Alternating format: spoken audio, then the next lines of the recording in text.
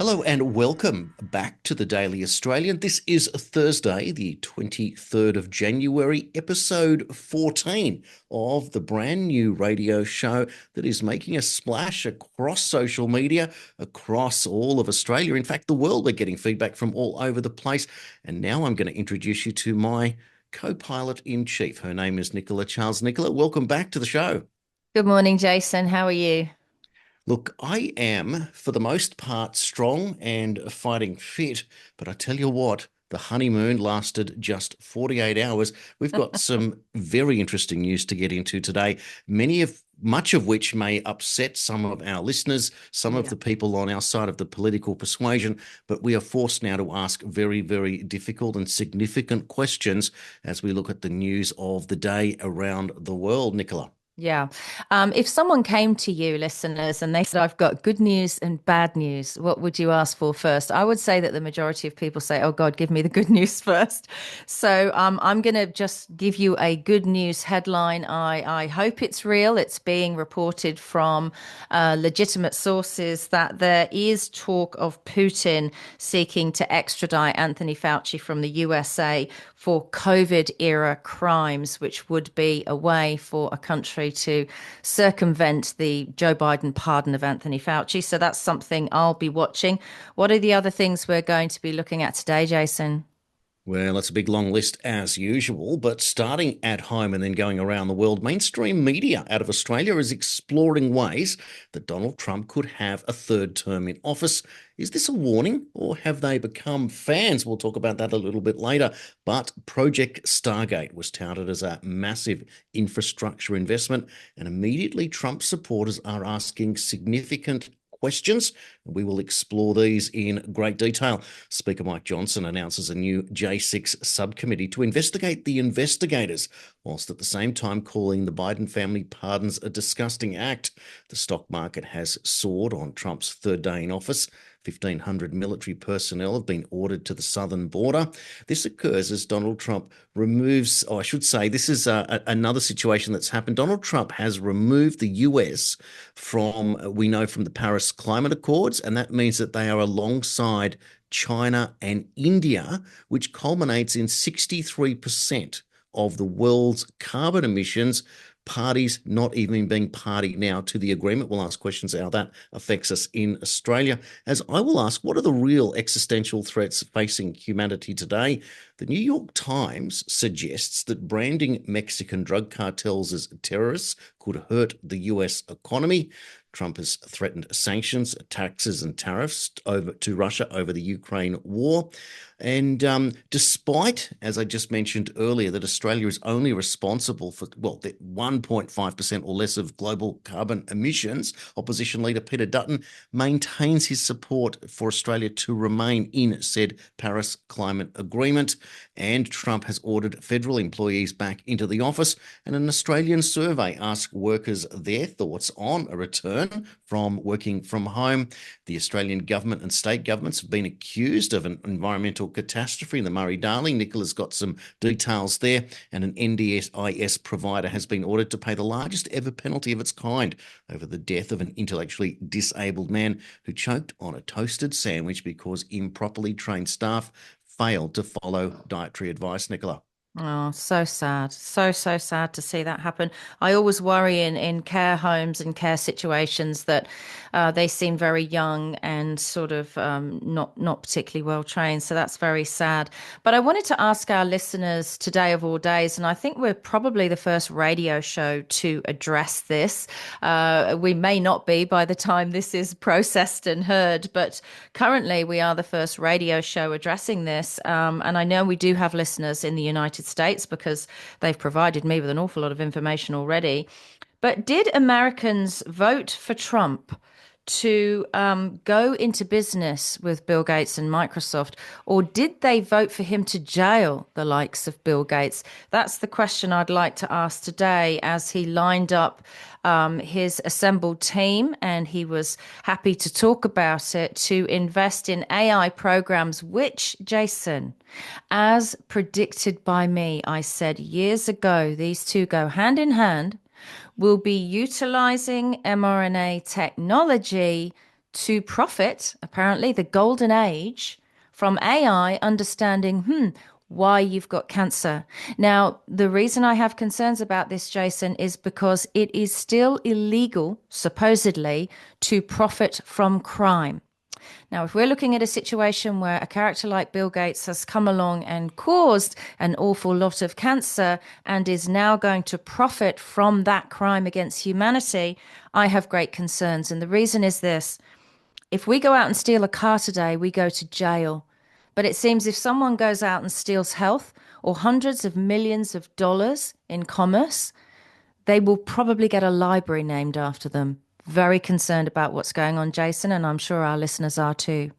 Yeah, absolutely. It's very interesting that you make that comparison. Dr. Robert Malone, in his latest Substack article, has made similar comparisons in the structure of big business and tech gurus being involved in a cross pollination into mRNA and cancer cures, etc., and describes in great detail the oversimplification of the ideas here, and the idea of chasing profit as the solution, making big business the profiteer for the solutions for the problems that are facing humanity today. I find it interesting, and as we always talk about the narrative and the weaving, but all of life's questions are answered in the movies, and I'm going to quote from two of them right now. One of them was, of course, Ian Malcolm, the character played by Jeff Goldblum in Jurassic Park, around 1993, when he Mm, says, just because you can invent something doesn't mean that you should. You don't quite understand. And he says that to the character played by Richard Attenborough, mm. who's the creator of Jurassic Park. And then, of course, yesterday when I was contemplating, Larry Ellison, who's been accused of being in the CIA, the tech CEO from Oracle, and when he comes out and talks about mRNA cancer cures, all I can think of is the opening of the film I Am Legend with Will Smith, when Emma Thompson sits there in an interview on the news and is asked, so have you just cured cancer? Yes, we have. And then 3 years later, the film starts, and New York City is a ghost town. Yeah, Everyone's dead, and that's the haunting. setup for the entire premise of the film. Yeah. And it's like, I actually shared it on someone's post, and I said, "You are here, Arrow, Arrow. Look at that. We're at the beginning of I Am Legend." It just beggars belief. Now, Ian Carroll has come out with an interesting video on X, and he's discussed a lot of the things that we were concerned about, and he makes the same point as I do. Geez, I wish I thought we would have had a longer honeymoon period. It's only been 2 days, but you know what it says, Nicola? It says to me that we chose to go down the pathway of making public the research that we were doing for ourselves, and in turn effectively build a career, not a very lucrative one, but a career nonetheless, of reporting the news and discussing and collaborating and coming together and building an audience, and therefore a way to communicate with those in power. I mean, we're negotiating. We've had Gerard Rennick on the show, the senator. We're negotiating to get Malcolm Roberts on the show.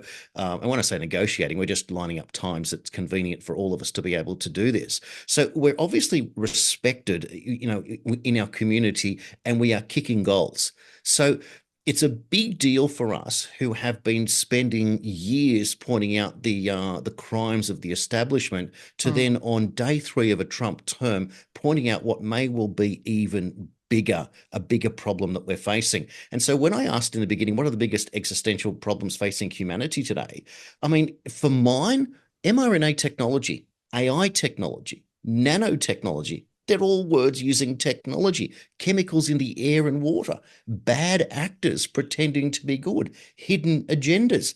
These are the real problems that we're facing right now. And what we were hoping for was that somebody like RFK Jr. would be confirmed, and he would then lay out what's going on. We would hope that Kash Patel would be confirmed as the head of the FBI, and he would have the 24/7 what did he call it? The classification office that would declassify all the stuff that we're waiting for.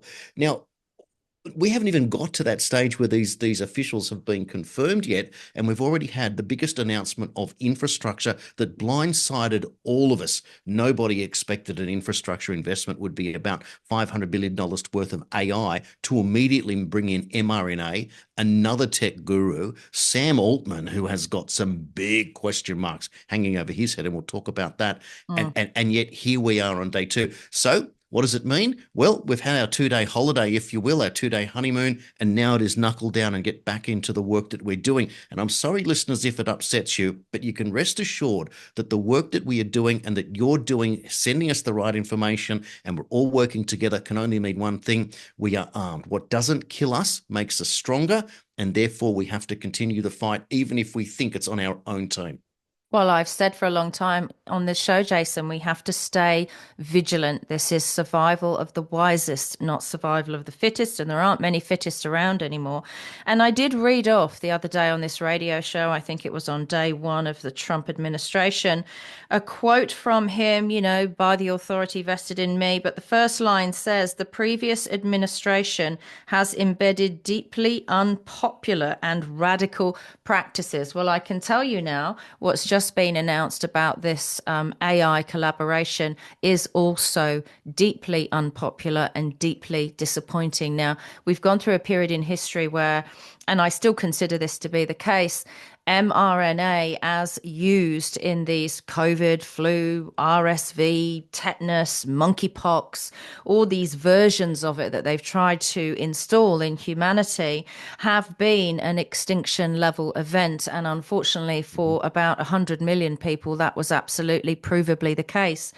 Now we have a second threat, and I believe the second extinction level event threat is AI. And look, that's just my personal opinion. I could be wrong. However, these people do like to telegraph to us what they're doing. And the announcement made me think about Yuval Harari and how he said that humans are hackable beings and that our brains could be decoded by AI. Well, Jason, one of our citizen journalists has sent me a clip that clearly shows this was from the World Economic Forum in 2023, and my goodness, I missed it. So thanks for that. Where they talk about in a presentation by wearing a simple device like one of these high-tech watches, Jason. We also discussed those on the show already. Mm. That you can have your brain decoded and all of the data sets put into the AI beast system, I think I'm going to start calling it. Now, what's worrying about that and this clip is that there seems to be no legal ethics, no privacy concerns, and no discussion about consent.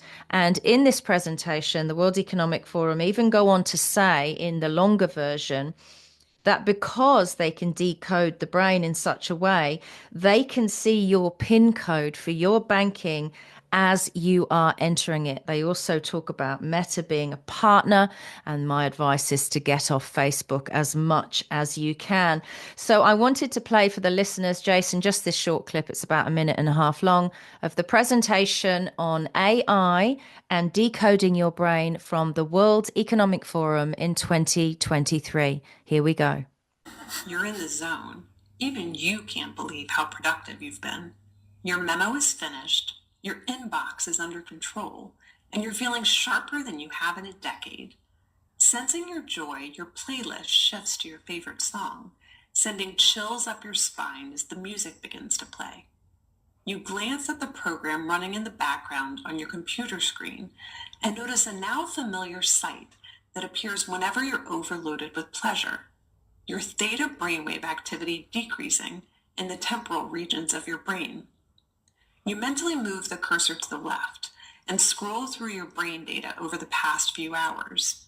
You can see your stress levels rising as the deadline to finish your memo approached, causing a peak in your beta brainwave activity right before an alert popped up, telling you to take a brain break.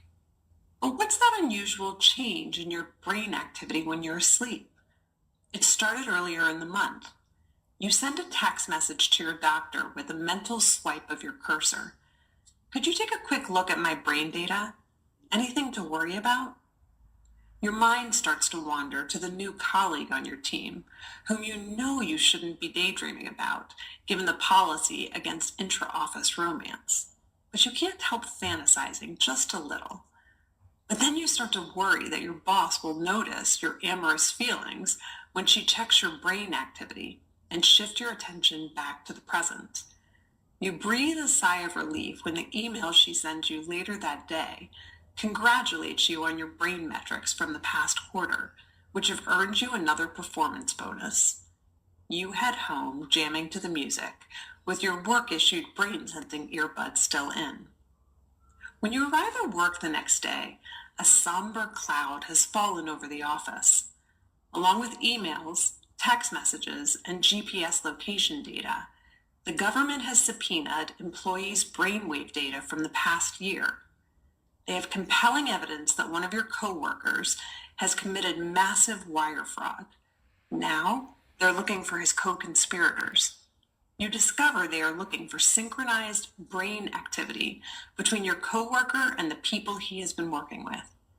While you know you're innocent of any crime, you've been secretly working with him on a new startup venture. Shaking, you remove your earbuds. We've just jumped in and out of a science fiction movie to science fact in a matter of moments, haven't we? Yeah, yeah. And apparently in China, because when you go on and watch the long clip, in China they are now trialing in primary school children. They put these little headbands on them, and of course they're electronic. And there's a screen at the front of the class, and the teacher can see, they get an alert which one of the children is not concentrating, that their mind is wandering. How terrifying is that? Where's this leading, Jason? I tell you what it's leading to, that there's going to be a mass immigration into Amish communities in Pennsylvania. Like seriously, you look at it and you go, I mean, stop the earth. I want to get off. Yeah. The idea of thought crimes and pre-crimes and brainwaves and this synchronizing of a brainwave to describe that this is going to be used as a form of evidence to justify what someone thinks that you may have done. I mean, the problem we have is that AI has been used or will be used to shortcut so many things that we already do. And then it's the absolutism that's involved. So if you're going to go down a pathway that you incorporate AI, the first word that must be struck from the dictionary is totalitarianism. In other words, there must always be an opt-in or an opt-out or Mm, a combination of both, yeah. because you can't have an AI and total rule, because then all of a sudden you're subservient to a computer that a private individual has created. That just cannot possibly hold. Yeah, they seem obsessed as well with the notion of pre-crime. And I think it's fair to say that probably 100% of humans have thought something a bit mean, at one point or another. And so I find that really scary because, I much preferred the world when we were innocent until proven guilty.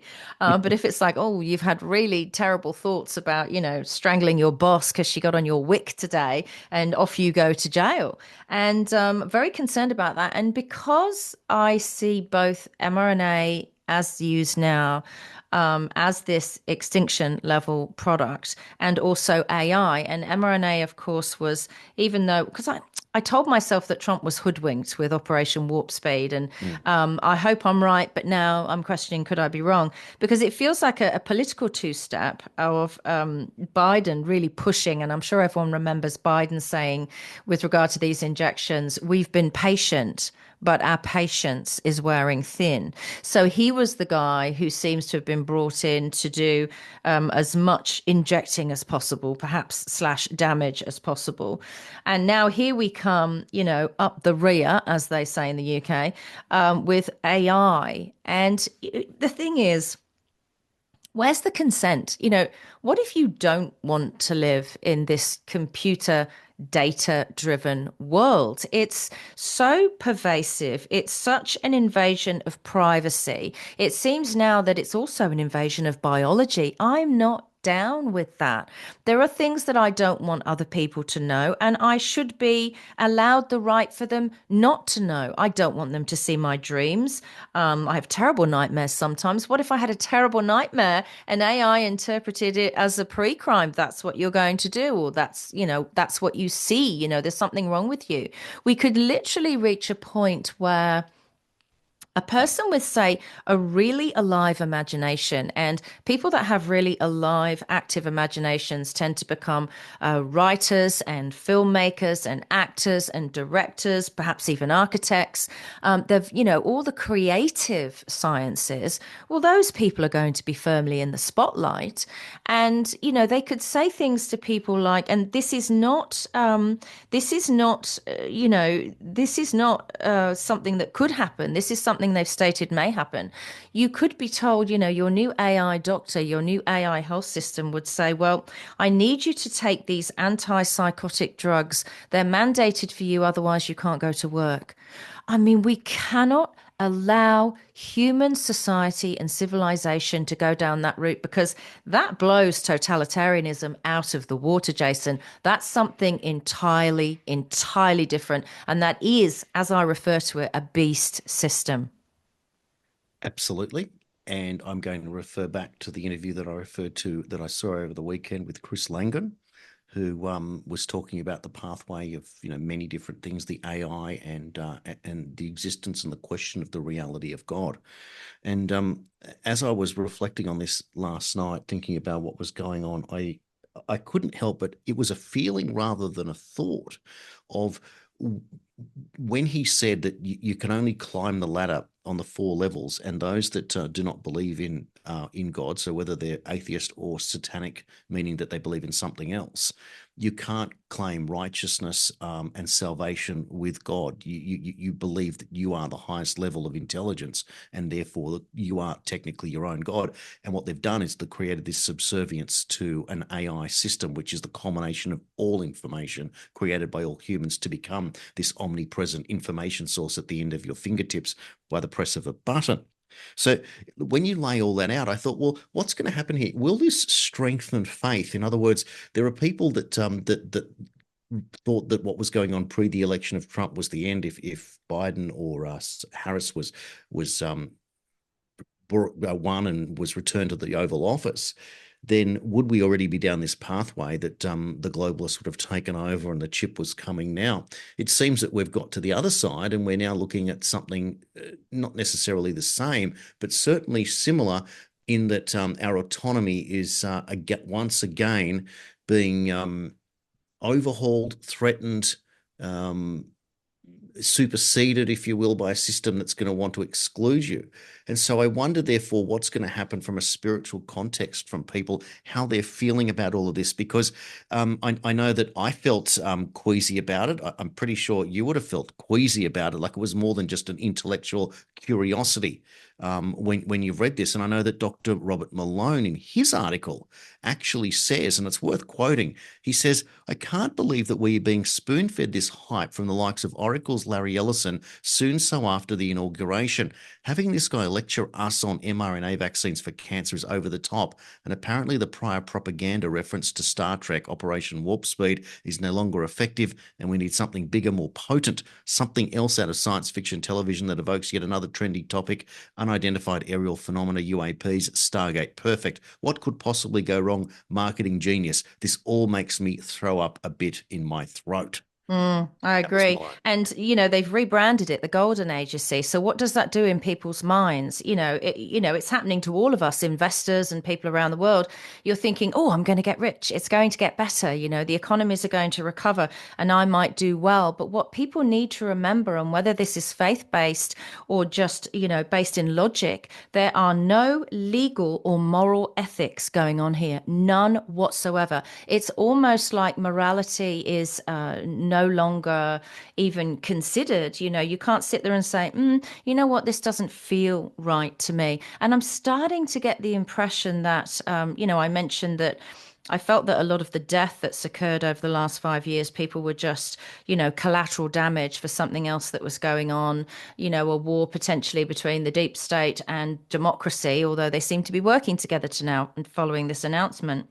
But now I'm starting to think that actually, if you're setting up an entirely new business model, and let's not forget the memes at the beginning of the engineered pandemic that were saying, oh, they're creating new customers. I'm starting to think that they actually preferred that most of you didn't die from these mRNA injections, because when they did die, in the case of AstraZeneca and blood clots happened and stuff, it was withdrawn and it was across the press, even the establishment media, COVID-19 vaccine withdrawn globally, worldwide.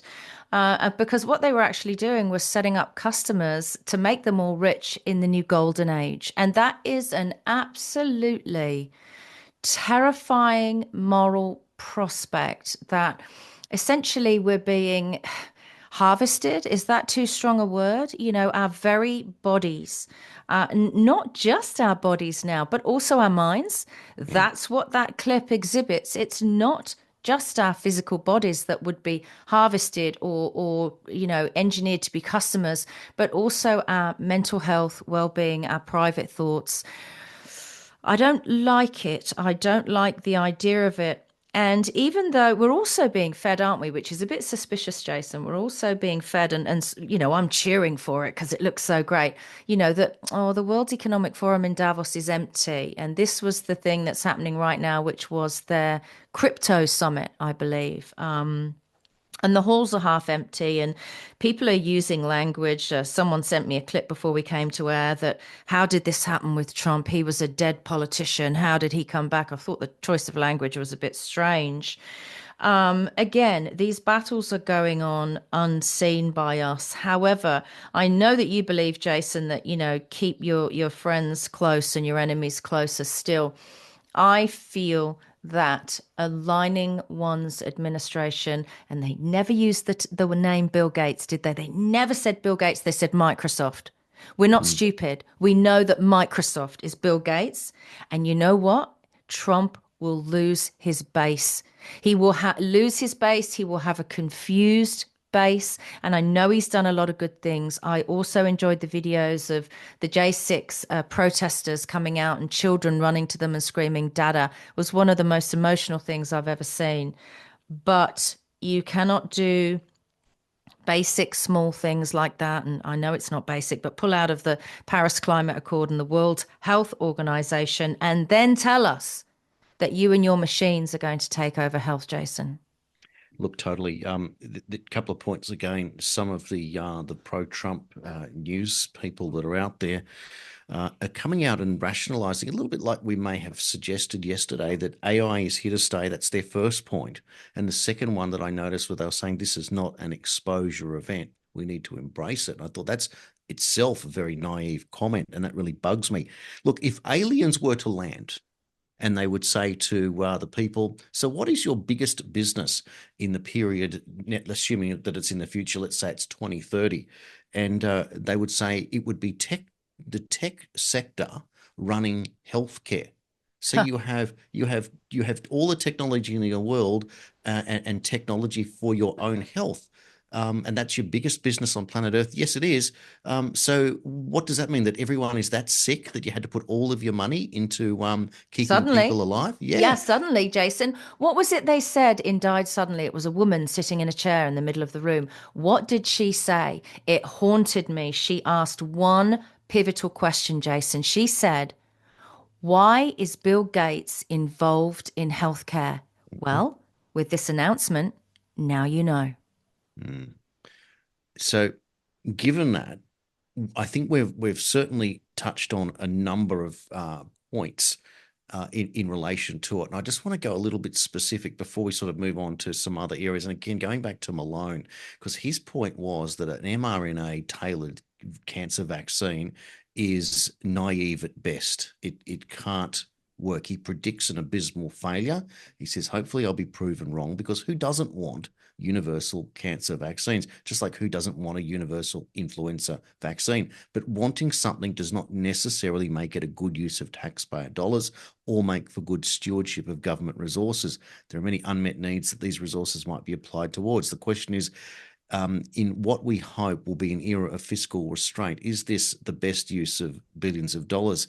He said, I've occasionally asked if the current generation mRNA vaccination technology could be made safe My standard response is that pigs might be able to fly if they only had wings. My point is that anything is theoretically possible. It might be possible to come up with an MA delivery platform that lacks the problems and disadvantages of the cationic lipid nanoparticle-based system currently being used, and to address the issues of the side effects of pseudoiridine and.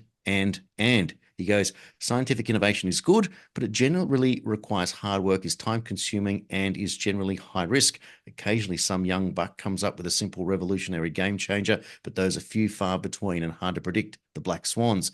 The risks associated with infectious diseases are generally overstated. The human immune system has been dealing with infectious diseases during the entire course of human evolution, basically fighting off the threat to a standoff. So he says we shouldn't be spending our public funds this way, not on bankrolling some new cancer moonshot program named after a science fiction TV program and based on outdated ideas that have been on the table and largely unsuccessfully explored for decades. And specifically, he's talking about mRNA technology being able to go down the pathway of tailoring a vaccine in an already changing body. And that's the detail there. And you can look him up on Substack for the detail of that. But there's some big statements there from Dr. Robert Malone himself, accused by some of being a CIA plant himself. Oh gosh, well, it doesn't sound like that to me. He sounds like a wise man, but hey, I'm open to have my mind changed. And of course, there's the very I guess fair assumption by some that what this is the continuation of a planned genocide, but these very wealthy people have devised a way to continually profit from it. Because the end result, if you keep allowing computers to make decisions for human health and not the human themselves, because I'm a fatalist, I want to get the amount of years of life that God decided I would get, and I've already been interfered with vaccines and injections like everyone else. And not have, not be forced to take on board this platform that is essentially sort of a software update for the human body. Your immune system is going to be, suppressed, and this software update is going to do the job for you. Well, I think we've seen and we've got the evidence that it's doing a pretty shitty job, Jason. And I think we're better off relying on what we've got. Look, a lot of clever people, but also greedy people, have devised ways to get rich from our suffering. That's called profiting from pain, and I'm not a fan of it, so I will be watching this space, Jason. Well, it all goes down the same pathway that all parts of profiting from another's pain is a crime against humanity. And therefore, I tell you what, maybe it's going to be the AI lawyer that's going to come back and bite them all on the backside, but something is going to change because this is a double-sided manipulation that has got many of Trump supporters offside before the mainstream even gets there. To consider that the New York Times is trying to throw mud at Trump renaming Mexican cartels terrorists, that could affect the US economy, just shows how out of touch the mainstream news is today. They can't even see the chestnut right in front of their eyes. If they wanted to provide any criticism of Trump, they would go down the pathway that his own supporters are, and they completely missed it. So be it. But then again, that means that the independent news is leading the way. Meantime, coming out of the US, Chip Roy has called for Liz Cheney, Fauci and Mark Milley to immediately testify before Congress to determine why they were pardoned. And Nicola, you talked about this yesterday. The idea that once you receive a pardon, you can't take the fifth.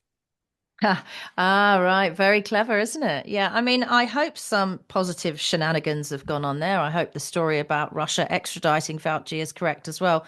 We can't know because, look, we live in a world, and I shared a clip this morning. It's actually from 1968. I'm going back into the 60s this week. I did my cloud seeding thing from 1965 last night.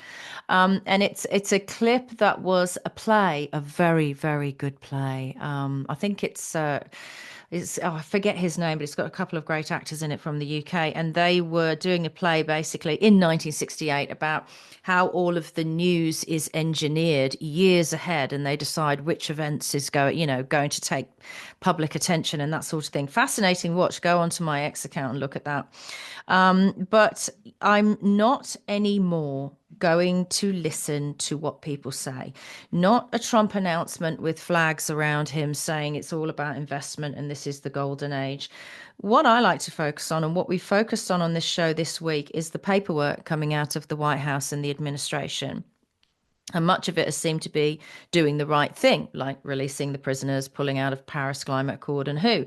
I am only going to look at actions. Now, what you would expect of a leader who, let's assume in the best case scenario, was hoodwinked with Operation Warp Speed, because to discover he wasn't would be horrific, to be quite frank. Let's move forward on the premise that he was hoodwinked. I don't want to see him hoodwinked about mRNA and pandemics, and then hoodwinked again with regard to AI, because AI, much like these injections, is a genie, a beast that cannot be put back in the bottle. Once this thing starts self-learning, I really, even though I joke about it, I don't think it's as easy as pulling the 13 amp plug out of the wall. I'd like to think it is, but maybe not. It's almost like we're going to end up in this dystopian future where we must completely turn our backs on electricity. Because if we don't get rid of laptops and phones and electricity, we'll all be sitting by candlelight, because we will have this human fear that the second we re-energize the system with electricity, AI is going to be there waiting for us, planning something. And, we've got to be really careful. As I've said before, there are no legal checks and balances, even when you take the morality out of it. And there needs to be, Jason. It's as simple as that. There's just so much, isn't there, when you unpack it all, to wonder how you are going to deal with tomorrow, if you will, because you're thinking immediate term, midterm, and now you have to think long term, just when you thought you'd got over that hurdle. It's incredibly frustrating. And look, there's a lot and this is with reporting of the news now. So we'll bring up another story, and then you might relate it back to how you're feeling about things again long term. So if we hadn't had the Project Stargate news, this next headline. So Mike Johnson has established a new subcommittee to uncover the truth behind January 6th. The committee has granted the authority to scrutinise FBI officials. Investigations and hearings were held for years without any action being taken. Nevertheless, the Trump administration said it will take action, and it is. But it's almost like with the new news, who cares? Yeah. Go back. It's already partly irrelevant to me.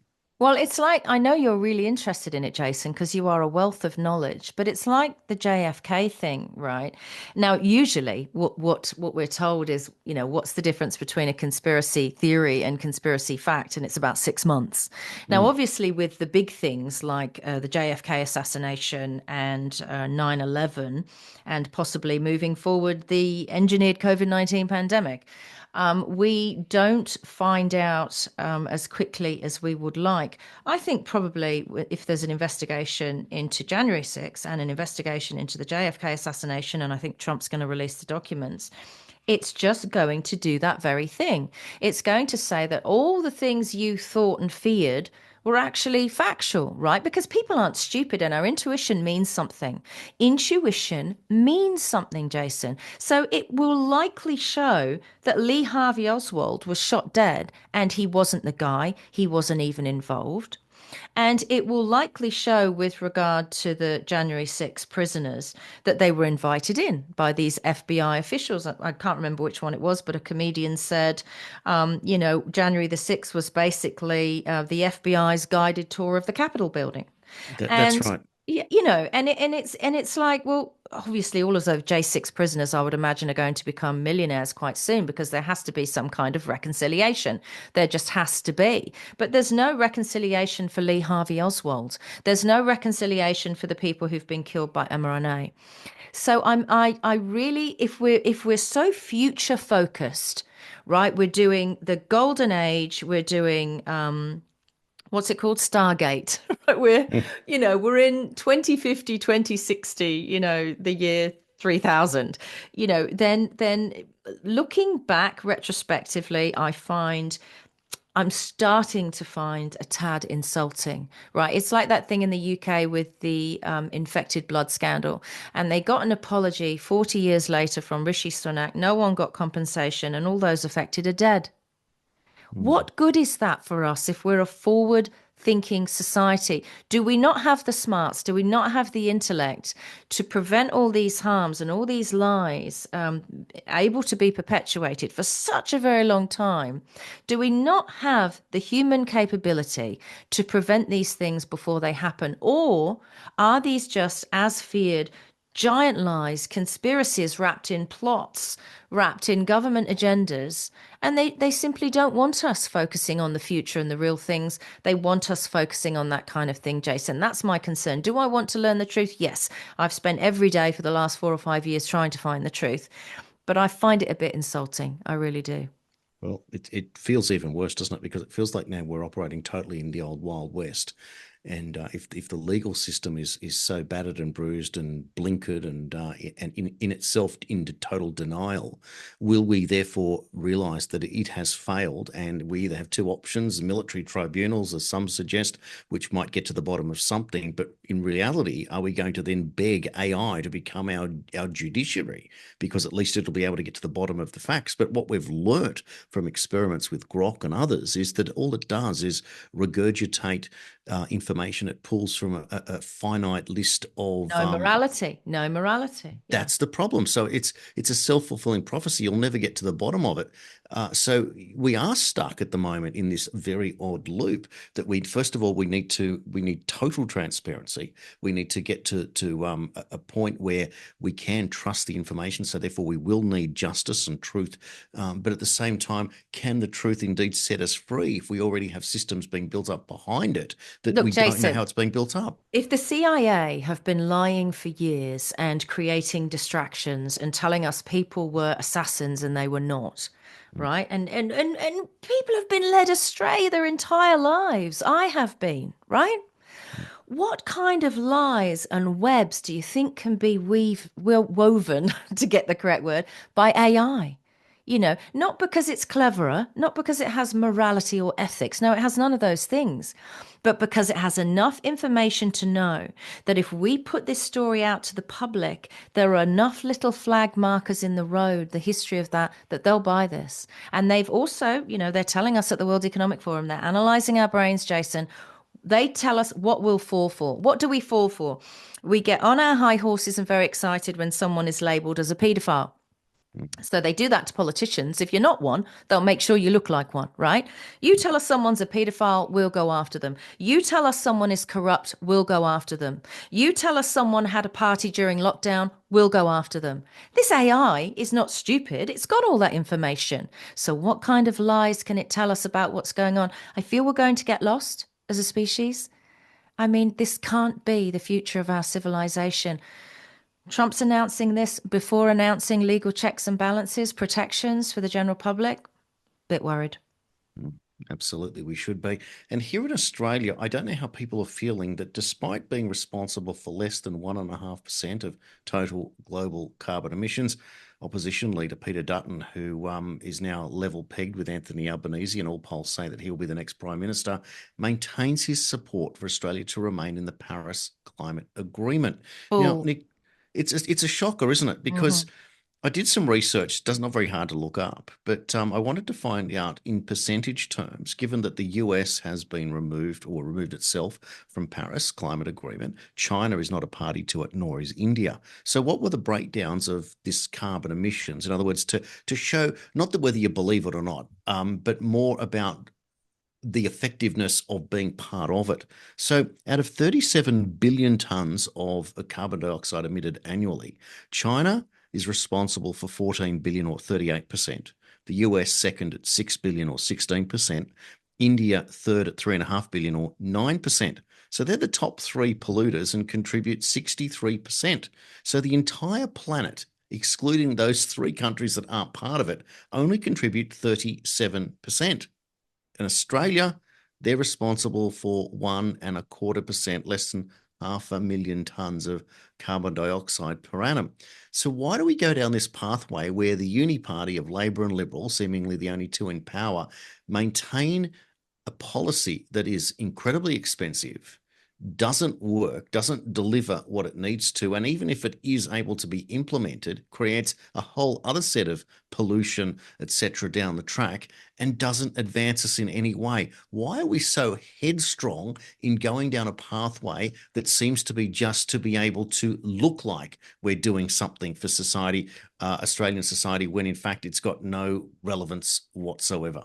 Well, I'll give you my opinion on that, is all I can share, is that China, the USA, and India are economic giants. They're giants of manufacturing. We're not allowed to manufacture anything anymore. And I said to you the other day, Jason, that we are going to end up isolated here in the Commonwealth, because we are still taking our diktats from Davos. The rooms may be half full, and we may wish that the World Economic Forum disappears into the annals of history. But unfortunately, we are still taking them from Davos. And that's because there is still money to be made in this green energy lie, or it's because we need to push Australia in the eyes of these giants who are calling the shots. I'm sorry to say, China, America, and India are now calling the shots. You know, most of the migration into Australia is from India, by the way. So that I find that quite telling. And it could be because you say Dutton is the presumptive prime minister. I say this all the time. Well, who are you polling? No one likes the guy. He's horrid. He's the presumptive prime minister before anyone's voted. I find it really odd. The reason he's the presumptive next prime minister is because he's pro-nuclear. And what do they need the nuclear for? They need it for everything that's going on in America. And I think we're just going to be, I'm worried. Australia, I always thought Australia was just going to be raped of her rare earth minerals, and I'm sure that's still going to go on. But I think we're just going to become a lung, a feeding machine, a breathing machine for these giants. I think that's what's going to happen. We're certainly not going to be as free and independent as America is selling itself as now under Trump. And, you know, you've got to ask, when did Australia stop being an independent country, a democratic country where, you know, bureaucrats speak for, on, and behalf of the people, and they're, you know, doing the bidding of, you know, overseas actors, which, by the way, is a crime in Australia under various acts. So not good. I mean, really, Australians shouldn't be voting anyone in who wants to stay in the Paris Climate Accord or the World Health Organization, Jason. And therein lies the rub, doesn't it? So many people wondering, well, how do they do something different coming to election time? And therefore, it gives the rise to obviously the so-called third parties. And you wonder if there will be a change in support and what it is that will make that person finally say that they will jump ship. Well, I asked Senator Rennick when he came on, do you promise me that you will make sure that digital IDs are never mandatory? And he said that was one of his big issues, one of his policies. And I'm sure he'll fight for it, but we need him not to be a lone voice and not be the only one fighting for it. But it might be worth asking him, and I know you're connected with him, Jason, about the idea of the Paris Climate Accord and the World Health Organization. I'm pretty sure I've seen on Facebook, he's quite active on there, that he's not a fan of either. And he was questioning yesterday why Australia's sort of been left in limbo. But we've got to vote people in who take action on these things. Because what happens is, we were always told that when you become part of something like a Paris Climate Accord or the UN or the World Health Organization and all of these things, these overseas influences, basically, that it was because it would benefit Australians and Australia, and everyone in their individual countries is told that. But it hasn't meant that. It's almost meant that we secede our sovereignty to whoever is funding these organizations. And of course, the funders are the likes of Bill Gates. So I think there needs to be a restructuring of the world. And I think, in essence, they are getting their great reset. And I think that's probably what Trump is referring to with his comments on the golden age, because anyone who utters the word great reset or build back better again is finished. And so he's being very careful not to. All the money in the world, and it just seems to insulate those with all the money in the world from eventual scrutiny. And that is what appears to be that level of hopelessness that some may be feeling. I know that I get that feeling often, and fight my way out of it and think there's got to be another way around it. And of course, that was, that's again, what doesn't kill you makes you stronger. So you have to strategize out. But it's the organisation of the third parties in Australia that will be the change or the tipping point that will get us over the line. And the one thing that you can say now is that you simply cannot be a devoted follower of anything. You have to be able to. You can't be a fence sitter, Jason. You can't be a fence sitter. I heard someone say in a podcast, gosh, I forget which one this morning, and there was an economic specialist on there, that lady with blonde hair, you'd know her. And she was saying basically that we are all marks to sharks. Right. And I'm sure the listeners know what that means when you're a mark. Right. And this is what I mean by profiting from our pain, that we are marks to the sharks of this world. And so that's why it's survival of the wisest. You've got to make sure you don't become their next mark. Absolutely, and that goes down the whole crypto highway, which we can say for another day, because that's something that again, people starting to ask questions. What's the difference between a functional crypto and a meme coin, and which ones should I invest in, if any of them? And is it all just a great big Ponzi scheme, or is it the future?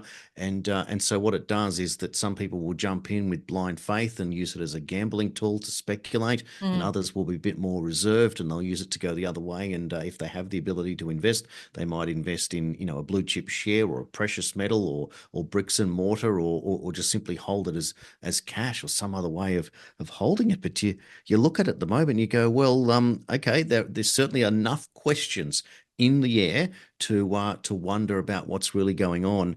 And so given that, I think, look, before we get into a bit more, well, we should get into the Australian news, but this is a survey, and I think this is interesting for many people because Trump has ordered the US bureaucracy back into the office full time, and as a result, Aussie workers have been surveyed, and there was 1,870 people, and out of that, 35% said they would prefer to work from the office 5 days a week. 31% believed 1 to 2 days working from home is optimal. 22% prefer working 3 to 4 days from home, and 12% want to work full time from home as the best setup. But the interesting part in the survey, it said that half of the people that supported going back full time had already retired. So therefore, the survey itself was a little bit tainted. But it's interesting because the arguments that having an optimal amount of working from home time was good for mental health. And I thought, how far we've come, Nicola, to think that boss is concerned about the mental health of workers, that he's paying them to work, and now they get to choose, when they can come in and interact in the office, and would prefer to work from home. But the interesting part is that the younger the worker, the more in general they wanted to work from home, which suggests that the work hierarchy doesn't suit the younger people for whatever reason, and so there's a big shift in that. But I do wonder if there was a similar order in Australia, how people would actually cope, because they're threatening to resign from their jobs. Look, they did this to us. Governments did this to young people in particular, because for the rest of us, the older members of society, we had done full-time jobs where we'd actually had to go to a building and work from the building. But the young people, they did remote learning. That was the start of it. I had one of my 3 children. She was remote learning and then decided she didn't want to go back to school. And so I had to enroll her in a homeschooling program. I had to go through the Victorian registration and qualifying department to get her approved for homeschooling, which they did because I laid out a pretty extensive program for her, which actually has turned out she's a lot smarter than she was when she was at school. And so the children have got in this mindset now. Look, for me, my experience looking at that survey, quite interesting. It sounds like that might have been genuine people that they interviewed, which is quite rare because it's very spaced out.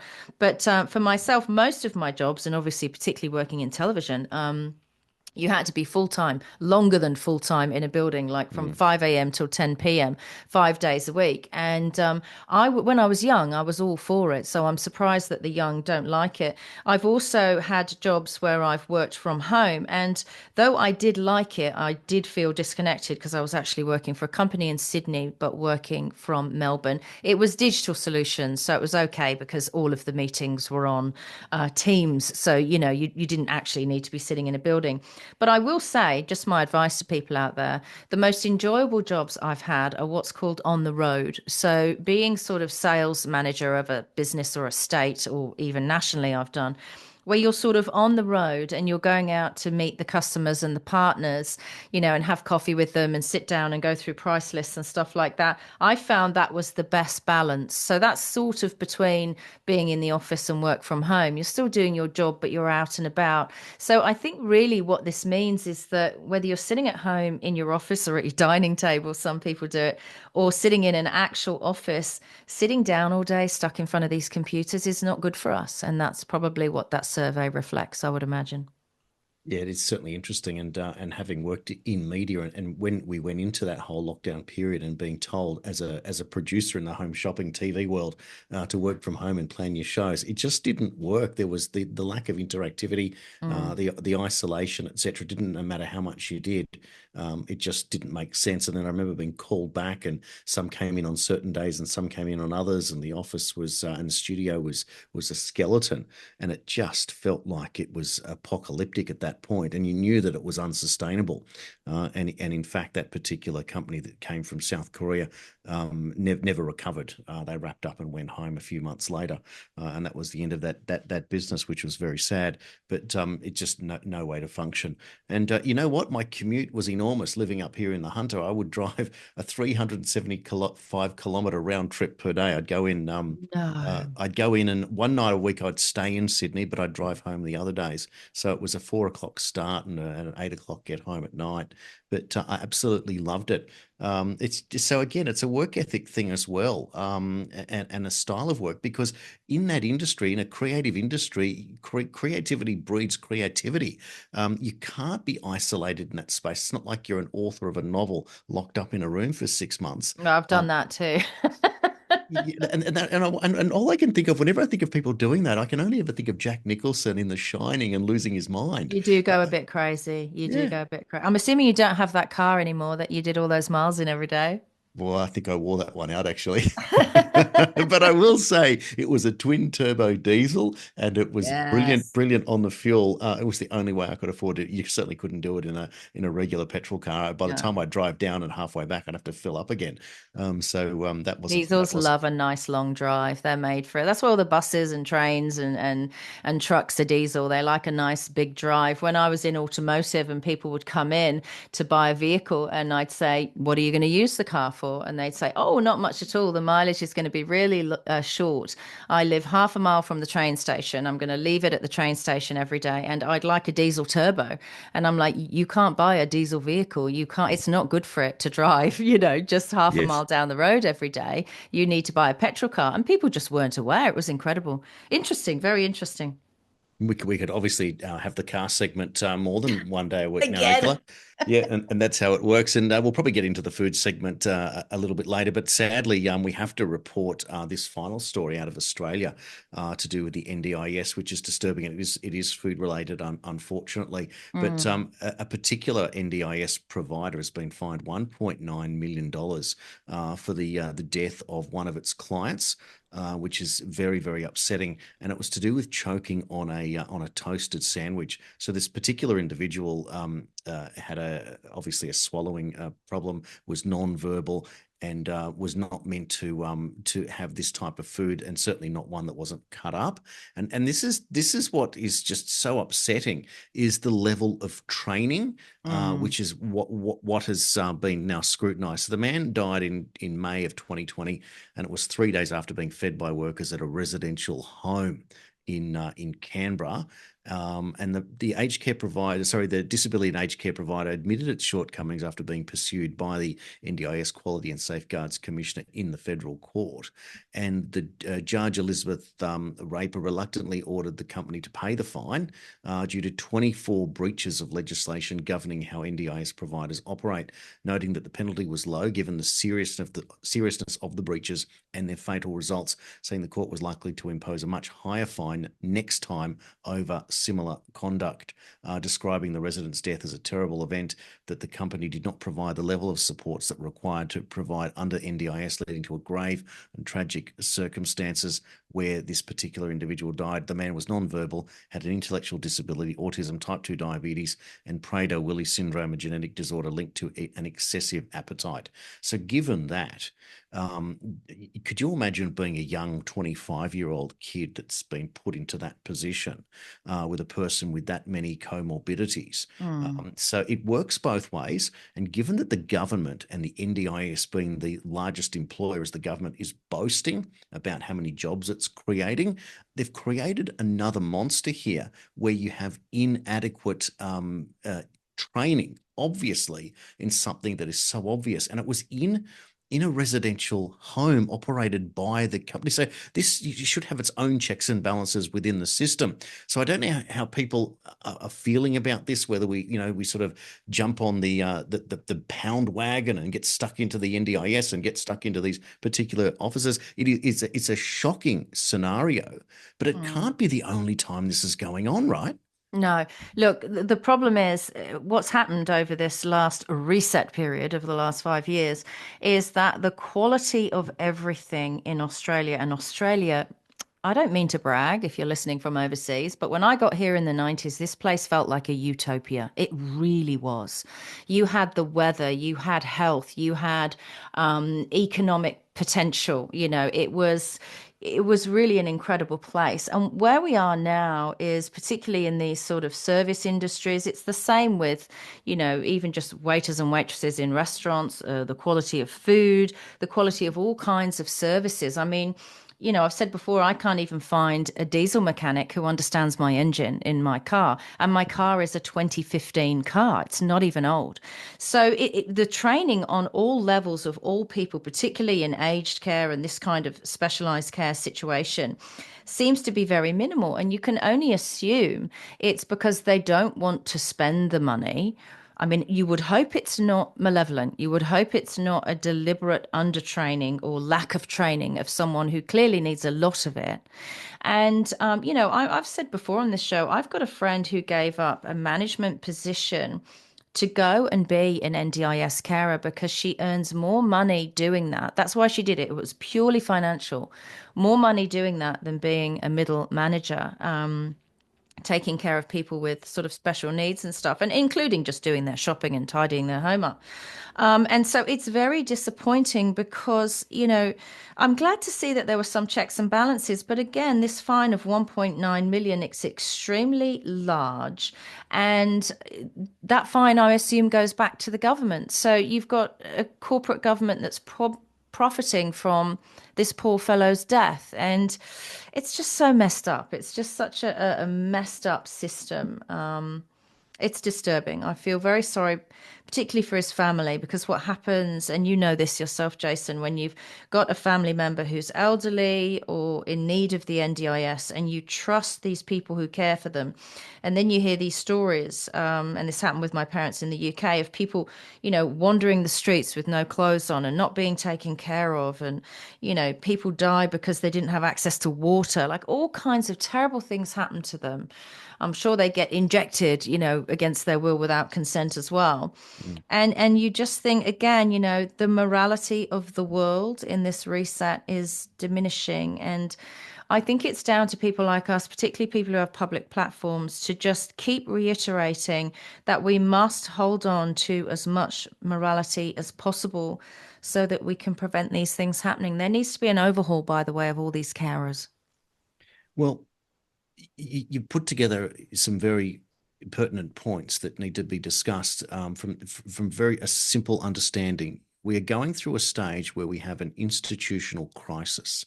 We are at a stage now that the trust in our institutions, both here and obviously in the United States, but around the world, is at an all-time low. And at the same time, those in authority that are charged with scrutinizing said institutions are still living in total denial. And at the same time, when you put a layer of morality over it, you wonder when it is that that will be worked out. And to come back for the last time to Chris Langan, when he says that there are those that have that morality and those that ignore it. And maybe that's the reason why we have this roadblock in authority, because there is no morality there, and therefore it is left up to the people. I just wonder what it is that's the trigger that brings the consolidation of all these big ideas into one that gets the political will of the people to be able to get together and create their own force. There's just so much jostling and so much chasing, and the news cycle gets quicker and quicker. It seems to be quite difficult. I'm hoping that in our show today that we've been able to put together and draw from a different perspective, and I know it's going to upset a lot of people, and I reckon some people might want to turn their head against us and look the other way, but I know that those people will come back one way or another, because this is where you're getting absolute scrutiny and absolute truth presented in real time and discussed in some detail, and not the end of the discussion, but the beginning of the discussion. So it's working together from a news perspective, a political perspective, a moral perspective, to be able to start the conversations. And this, as you said, this is the age where it is survival of those that are paying attention more than anything else. Yeah, and look, I always, I'm from an era. I guess I was a successful young person in the 90s, where this was the job of the media, was to seek accountability from power. And we must seek accountability from power, particularly power that claims to speak for us. And then, as Trump mentioned in his first official document there on the White House website, things were done that were deeply unpopular. That story is about the most vulnerable people in society, but in essence, we're all vulnerable people in society, because you can be vulnerable by just not being awake and not understanding what's going on. And so, look, I'm a worker. If this is what we have to do every day, is pick this stuff apart and help people understand what's going on. That's why I did my, geoengineering piece yesterday on the podcast. Is, information is power, knowledge is power. We've always known that, and we've been lulled into a sense of sleep. Essentially, we've been distracted by entertainment, and I was part of that entertainment. I used to make a living entertaining, and I feel now that I am paying my dues back to society, because I realized that I was part of the problem. You shouldn't switch on a television and be entertained and distracted. You shouldn't switch on a radio show and be entertained and distracted, and the things that are really important don't get talked about. I don't want to know that Channel 9 think that Novak Djokovic is a fool. That makes me believe that Channel 9 is a fool. It's awful. It's horrid. That's not what we do. There are really important things happening. They're telling you they're happening, and I want to address them. What would you like to say before we go, Jason? I think the most important thing for all of us today is to take stock of what we've learned, to start continually asking questions, and to point out once and for all that at the same time, not to go down the hopelessness highway, but to just become better at what we do in all of us. But at the same time, hug your kids, tell your loved ones that you love them, and realize that, it's not all going to be easy, but at the same time, there's got to be light at the end of the tunnel. Oh, yeah, don't feel hopeless. We're the gatekeepers. I think in the Bible, they were described as the witnesses, right? They witnessed everything that happened. That's what we are. We're the gatekeepers, we're the witnesses. And I refuse to allow this period in history to be mistold, in essence, to be lied about by the powers that be, so that they can make themselves look and feel better. We're here to get to the bottom of the things. Essentially, we're little citizen detectives, aren't we? Thank you again for listening. My name's Nicola Charles. My co-host is the lovely Mr. News himself, Jason Olbourne. We'll do it all again tomorrow.